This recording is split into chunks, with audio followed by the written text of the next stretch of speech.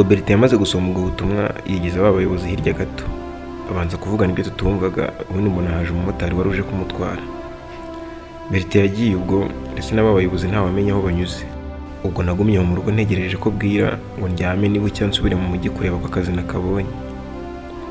Muri uwo mugoroba ariko wa munshuti wanjye wo mu cyaro yaje kundeba ngo tube tuganira, ariko azanzaniye ibaruwa ngo yaturutse ku mukobwa wo mu misozi yo hakurya y'iwacu. Ubwo mbere ya byose nabanje gusoma iyo baruwa. Yaragiraga iti: uraho neza, banje kugusuhuza, nitwa Jeanne Ntuyibumbazi. Impamvu inteye kukwandikira rero ni umunshuti wawe witwa Bertin. Bertin mukimara kurangiza kwiga twarakundanye iminsi 10 ndirataha. Ageze aho aza kunguza amafaranga 300 y'u Rwanda ngo agiye kuyashora mu bucuruzi atera imbere ubundi tubana. Narayamuhaye kuko nari nsigaye mubonamo umugabo wanjye w'ahazaza. Mu mezi 5 ashize rero ubwo naherukanaga na Bertin byarangiye asize anteye inda. Nyuma ndamuhamagara ndabimubwira, ariko kuva nabimubwira telefone ye yahise ayikuraho na magingo yasinzi ngo bahe. Naje iwabo ngo mbibabwire, ariko baranyirukana ngo ntibashaka indaya ziza kubatesha umutwe.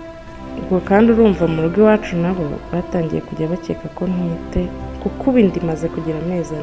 Kuba ari wowe nandikiye rero ni uko ubwo nakundanaga na Bertin yambwiraga ko ari wowe inshuti magara agira, ko ndetse bibaye ngombwa ko ngira ikibazo nakwiyambaza ukamfasha. None rero nzi ko uko biri kose ufite uko uvugana na Bertin, nakwisabiraga ko basi wamumbwirira ko ntakeneye ko amfasha kurera umwana, kandi ubwo byibura yampa amafaranga namugurije nkabona uko mbaho muri ibi bihe ntwite. Mbaye ngushimiye, nizeye ko uzamfasha. Izo nanditse hepfo ni nomero zanjye, nugira icyo ukenera kumbwira uzampamagare. Ugire ibihe byiza. Iradukunda Jeanne.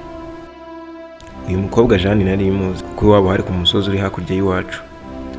Yari yarize amashuri 3 yisumbuye, abura ubushobozi bwo gukomeza, ashora imbaraga mu buhinzi bw'imboga, akajya agura n'amatungo atangira gutera imbere.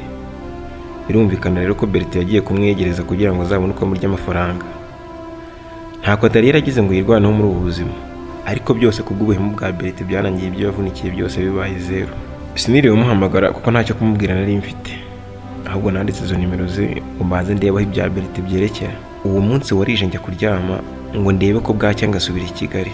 Gusa ubwo nasabwaga kugenda niteguye kugendera kuri Marshal kuko nari namaze kumenya ko nta cyiza nyifuriza. Ubwo bwarakeye nsubira i Kigali, nkigeramo impita njya kuri rwa ruganda rwa so Marshal. Hageze nsanga ngo yarabaririje aho nagiye, mubwira ibyari byaranjyanye mu cyaro, gusa nirinda kumubwira ko umuhungu wari umwe mu bo tugiye guhangana muri iyo minsi. Ubwo nakomeje kujya nkora akazi ntaha mu rugo iwabo wa Marshal, ndetse nabo babyishimira. Maze ibyumweru 2 nkora, nibwo wa mukobwa wo mu cyaro Jeanne yampamagaye ndi kumwe na Marshal. Nari ngize amahirwe kuko nari mbizi neza ko Marshal nabyumva uko biri kose na Bertin azabimenya. Naramuvugishije ndetse na telefone nyizamurira amajwi ku buryo Marshal araba yumva neza. Yumva uwo mukobwa ari kumbwira ngo Bertin yanga kumufasha aziyahura cyangwa ashaka uko azimira. Sinamubwiye imibanire mfitanye na Bertin, ahubwo namwijeje ko nzamufasha uko nshoboye nkazamuvugishiriza Bertin. Marshal yarabyumvishe atangira kumbaza amakuru, mbona rwose ko bimushishikaje. Nanjye mubwira ubuhemu Bertin yagiriye uwo mukobwa, ntacyo nciye ku ruhande. Bwarakeye tujya mu kazi, mbona Marshal yakoraga mu ruganda rwa se. Hari ahantu yakundaga kujya kuvugira kuri telefone apanga ibintu ntazi. Gusa uwo munsi bwo nanjye nari nishyizemo ko ngomba kumenya ibyahavugira, kuko nashakaga kumenya neza ko ibyo navuganye na Jeanne byageze kuri Bertin koko. Ubwo nagiye kwihisha inyuma y'ibikarito byari hafi aho ngo numve ibyo avuga. Gusa nagize ubwoba mbyumvishe noneho. Numvishe Marshal arimo kugira inama Bertin ngo ko yumva uwo mukobwa wo mu cyaro arimo guteza ibibazo, yashatse uko yamukura mu nzira. Sinumvaga ko no mu migambi batekereza hazamo guhitana Jeanne. Namenye ko noneho abo bahungu ibyo bapanga biri ku rundi rwego birenze uko mbitekereza. Nta wundi mwanzuro nafashe rero usibye gucungira hafi Marshal n'ibyo apanga kugira ngo numve ko bazakomeza umugambi wo kwica Jeanne. Ubwo nanjye muri iyo minsi nigize inshuti na Marshal, aho agiye hose tukajyana, n'ibyo avuga byose nkajya mbyumva. Muri make indyarya yari igiye guhimwa n'indyamirizi. Hashize iminsi tubanye dutyo, gusa nkeka ko nawe yageze bakavumbura ko nanjye ndimo kumukina, kubera ko sinari nkimuha agahenge na gake. Igihe kimwe rero yansabye ko tujyana gusangira inzoga ndabyanga, kuko ibyo nari narabimuhakaniye na mbere hose. Arambwira ngo agiye kuzigura zizane mu rugo iwabo, hanyuma nanjye ngurire fanta. Ndabyemera ariko nabwo ndamuherekeza. Tuvuye kugura ibyo binyobwa twageze ahantu arirwaza, yifata umutwe ngo arumva urimo kumurya cyane. Nanjye mbona ko arembye koko. Hafi aho hari farumasi ngo yakundaga kuguriramo ibinini. Ubwo yinjiyemo mbona n'umukozi uhakora baraziranye. numva Marishal abwiye uwo mukozi wo muri farumasi ngo namuhe bya binini dore yarembye. Yamuhaye ibinini ubundi dukomereza mu rugo. Tuhageze ntuma kumuzanira ikirahure cy'amazi ngo binyweshe. Nagiye kukizana, ngarutse muri salon nsanga yamfunduriye fanta, muha amazi anywa ibinini nanjye nywa ya fanta. Hashize akanya gato nyinyweye natangiye kubona ibintu byose imbere yanjye byikaraga. Sinari nzi ko muri ya fanta yamuhaye harimo ibinini bisinziriza. Narasinziriye nkanguka ku munsi ukurikiyeho bwakeye nka saa 7 z'amanywa.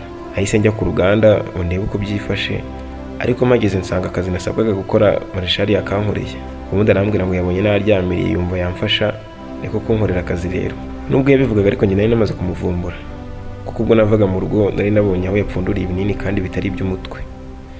Na ya fanta kuko itari yashizemo nasanze mu ndiba yayo haretsemo utuntu, bitamenya ko ari umuti nahawe. Marishal telefone yongeye kumuhamagara, numva aravuze ngo bifashishije umugati niwo wabikora neza ntawe uketse ibyari byo. Yatangiye kwibaza iby'uwo mugati urakora akazi neza, menya kuko biri kose igihe nari nsinziriye hari ibyo yapanze. Nigiye hirya gato mpamagara Jane ngo mubaze uko ameze, numva arishimye cyane ngo Berite yisubiyeho, yamwoherereje ibintu byinshi wabo akaba yenda kujya kubizana.